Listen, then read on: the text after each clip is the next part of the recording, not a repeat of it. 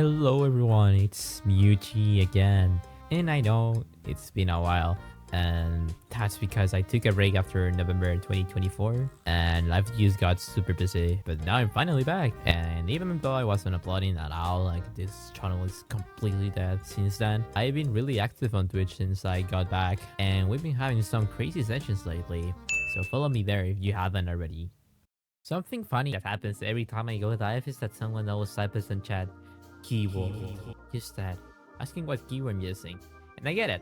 Especially for those that watch me that aren't really familiar with all of my peripherals. Which is understandable. Because if you played OC Mania at any point of your life, you'll be like, oh, is my keyword holding me back? Or is it me? I don't know.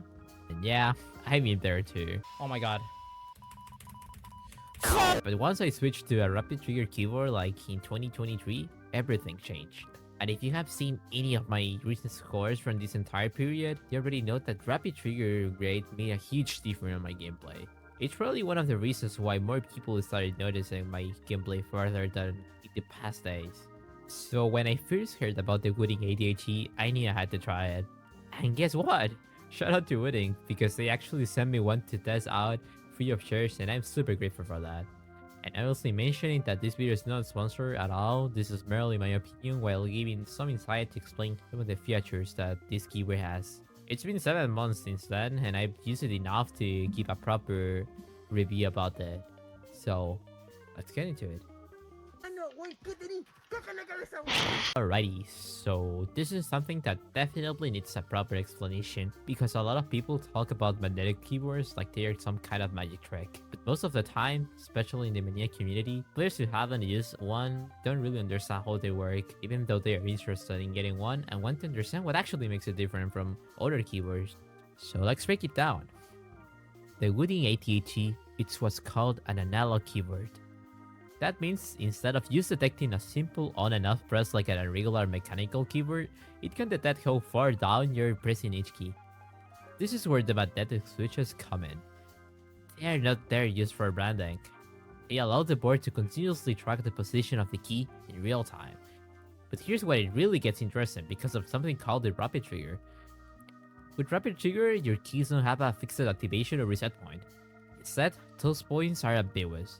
They are determined by how much the key moves in real time. So when you press down past a certain threshold, the key activates. But then, as soon as you start to lift your finger even so slightly, the key resets and is ready for the next input. And thanks to the ADHD incredible responsive analog scanning, this happens with 0 debounce delay and practically no latency. Which is something Wooting has completely nailed compared to the other boards I have played with in the past.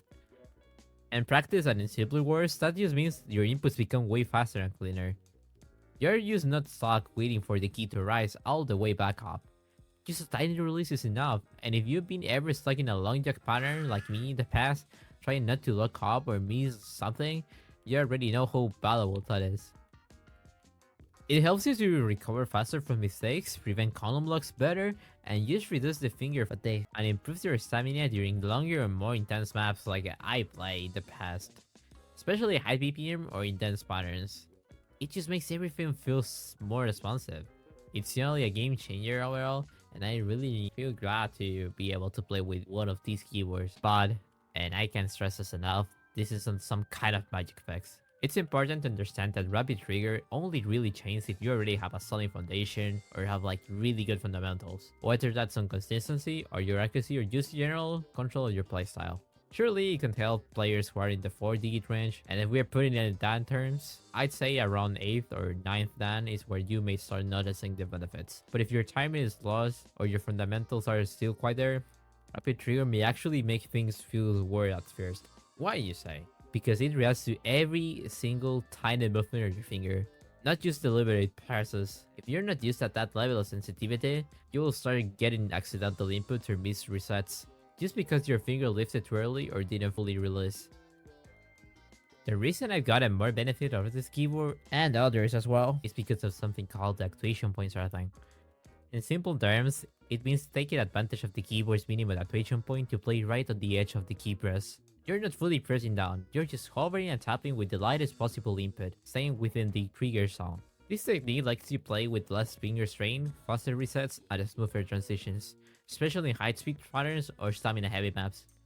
It's one of those things that you probably haven't heard about unless you've already used an analog keyboard, or you probably do but don't know that it was a real technique until probably someone tells you about it. Something though that I have experienced before is that when I get too fast or lose control during bursts, my taps can start to feel rushed, and Rapid Trigger really doesn't forgive that. You really have to understand how to control your releases and not just the process. It forces you to be more conscious about your input habits, which is a good thing long term, but it definitely takes some time to adapt. And I've seen some players who get a wooden keyboard and don't activate Rapid Trigger just right away, just so they can get used to the keyboard's feel first. And honestly, that's completely fair as well. And in simple terms, yeah, the potential is way higher, you will definitely be able to push further, but it also takes a lot more control to use properly.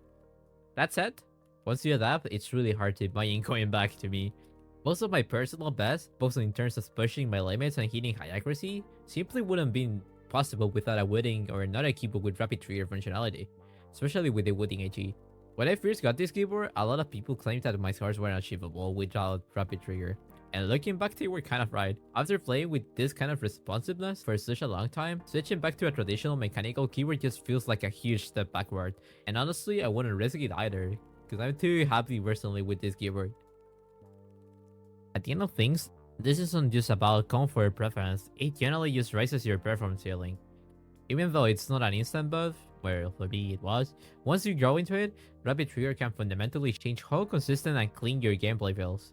And with the ADHD specifically, that transition feels smoother because of how well engineered the board is. It won't automatically make you better, but it gives you the tools to push further than you thought you could. Before we move on to the hardware and features, let's take a second to talk about what's literally under your fingers and what you press. The switches. In my case, I've been using the older Leica B1 L45 switches in my Wooting ATG, and it's been for a while already, and their completely contactless design, like no metal lips, pins, or optics, delivers a frictionless, linear press that feels incredibly clean and consistent. With a 30 cm activation and 45 cm bottom out, these like switches let me tap quickly and play long sessions with noticeably less finger fatigue, but they do demand more control. Early on, when I first got these switches, I found myself making accidental presses when my hands hover too close to the key, leading to the occasional miss or double tap on minimum activation settings, which I don't usually recommend. Still, once I adjusted, the L45s really shone on vibrant and fast handling my patterns that felt impossible before to me. Harder patterns suddenly flowed more naturally, even though it took me a while to get high accuracy and technical or release KB charts that took some time to get used to. It's basically just a trade-off. You get speed and low effort at the cost of needing higher discipline.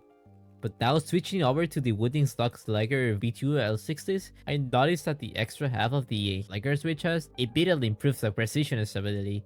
But that's on Taiko, by the way, where I'm often hovering around like 95 to 96 accuracy on basically 400 BPM bursts that require crazy control. The B2s also have higher housing tolerances, and that makes essentially less wobble, and it has a smoother factory loop and a cleaner stem movement that makes every press feel more solid out of the box. With minimum actuation setting in Wootility, I can seal that fast, but the firmware resistance helps prevent overpressing or collapsing under tension when I try to push my skill cap on Taiko. If you prepare something lighter like I do, you can swap the Leica B2 L45s from Wooting store and test which feels the best. Whether you choose the B1s or the V2s or the L45s or L60s, these switches share the same analog. The bounce free, durability, smooth linear precision. Tanning Forky or Taiko can make or break your performance. I want to talk about something really important to me, and is that the Wooting ATH's hardware design includes subtle but impactful quality of life improvements. One of them being the adjustable silicone fit. When I upgraded from the 60HE to the 80HE, I felt that extra adjustability immediately. I'm using the 6-degree fit, and it's really comfortable in comparison to what I had in the 60HE. The subtle elevation and ergonomic tweak relieve wrist pressure in long sessions to me. If you used to play a lot or work for hours on a flat or lower desk, you will actually appreciate this upgrade more than you may expect. Well, now, let's talk about the attacking mode. And this one is aimed directly at players like us who care about accuracy and just getting 1 million scores or high scores overall, which, to be honest, is the entire point of rhythm games like Ozymandias. Attacking mode basically strips away everything not essential. like RGB effects, and supercharges the input pipeline so your key press reaches your PC in under a millisecond. If you're typing or browsing, you won't notice much.